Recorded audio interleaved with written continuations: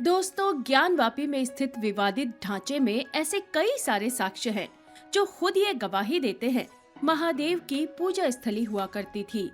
लेकिन एक बाहरी आक्रमणकारी ने आकर महादेव के इस मंदिर पर ही मस्जिद का निर्माण करवा दिया था। इसके बाद से ज्ञानवापी लगातार विवाद का हिस्सा बना हुआ है। हिंदू पक्ष का मानना है कि क्योंकि यहाँ पर पहले से ही भगवान शिव का मंदिर था, इसीलिए यहाँ पर दोबारा से भगवान शिव की पूजा अर्चना होनी चाहिए। तो वहीं मुस्लिम पक्ष का कहना है कि क्योंकि अब ये मस्जिद बन चुकी है, इसलिए इसे मस्जिद ही रहने देना चाहिए। आज के हमारे इस वीडियो में हम आपको बताएंगे कि ज्ञानवापी से कौन कौन से हिंदू प्रमाण निकले हैं, जिनके आधार पर ही इसे दोबारा से मंदिर के रूप में निर्माण कराने की मांग चल रही है। साथ ही ये भी जानने की कोशिश करेंगे कि क्या अयोध्या के बाद ज्ञानवापी मस्जिद भी एक बार फिर से भगवामय हो सकेगी। इसीलिए आज के इस वीडियो को बहुत ही ध्यान से अंत तक जरूर देखिएगा। दोस्तों, राम मंदिर की तरह इस मामले में भी सबसे बड़ा हाथ आर्कियोलॉजिकल सर्वे ऑफ इंडिया का है, जिसे हम आम तौर पर ASI भी कहते हैं। चलिए सबसे पहले हम ASI द्वारा किए हुए सर्वे के बारे में अच्छी तरह से जान लेते हैं। आर्कियोलॉजिकल सर्वे ऑफ इंडिया ने अपने साइंटिफिक सर्वे में ज्ञानवापी मस्जिद के मौजूदा ढांचे, इसके बीच के कमरे, मुख्य द्वार, पश्चिमी कक्ष, दीवार और इसके पिलर और मस्जिद के अंदर मिले पत्थरों पर अरबी और फारसी में लिखे शिलालेखों का सर्वे किया है। ज्ञानवापी परिसर का सर्वे करने के बाद भारतीय पुरातत्व सर्वेक्षण ने ये भी कहा है कि वहाँ पहले एक हिंदू मंदिर ही था और मंदिर को तोड़कर ही मस्जिद का निर्माण किया गया है। आर्कियोलॉजिकल सर्वे ऑफ इंडिया ने 839 पेज की साइंटिफिक सर्वे रिपोर्ट तैयार की है। ये रिपोर्ट अदालत में पेश की गई और इसके बाद हिंदू और मुसलमान दोनों पक्षों के साथ शेयर की गई है। अब यहाँ सवाल ये आता है कि अगर वहाँ पहले मंदिर था तो उस मंदिर को तुड़वाया किसने और आखिर क्यों? तो दोस्तों, ASI के रिपोर्ट के अनुसार शुरुआती पन्नों में एक लूज पत्थर का जिक्र है। रिपोर्ट में कहा गया है कि उसके रिकॉर्ड्स में भी इस पत्थर की बात दर्ज है। इस पत्थर पर लिखा गया था कि इस मस्जिद का निर्माण मुगल शासक औरंगजेब के काल में 1676 से 1677 के बीच हुआ।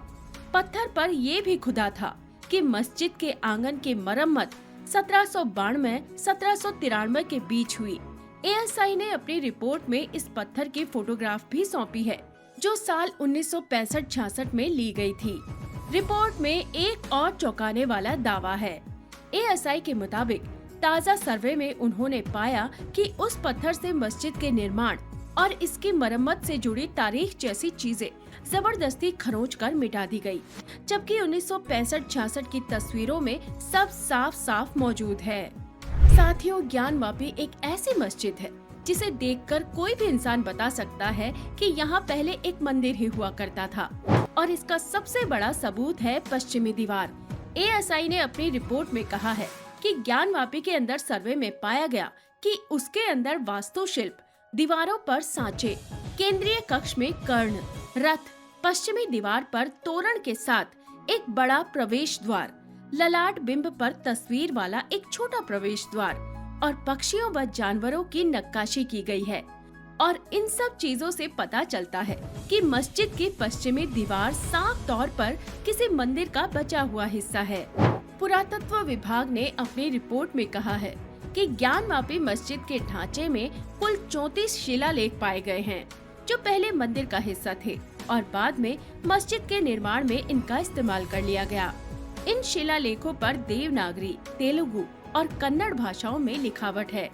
ज्ञानवापी परिसर के अंदर 2 जगहें ऐसी हैं जिनको लेकर खासा विवाद होता रहा है और हिंदू पक्ष की मांग है कि इन दोनों जगह पर भी सर्वे होना चाहिए। पहला है तहखाना और दूसरा है वजू खाना। हिंदू पक्ष का दावा है कि वजू खाने के अंदर शिवलिंग है, जबकि मुस्लिम पक्ष इसे फव्वारा बता रहा है। ASI ने तहखानों का सर्वे तो किया, लेकिन वजू खाने का सर्वे नहीं किया है। लेकिन तहखाने में जो चीजें मिली हैं, उसे जानकर आपके भी होश उड़ जाएंगे। ASI की रिपोर्ट के मुताबिक मस्जिद के पूर्वी हिस्से में जो तहखाने बनाए गए हैं, उसे बनाने के लिए मंदिर के स्तंभों और कॉलम का इस्तेमाल किया गया है। N2 नाम के तहखाने में एक स्तंभ का इस्तेमाल हुआ है जिस पर घंटियां, दीपक और ज्योति रखने की जगह बनी है और शिलालेख मौजूद हैं।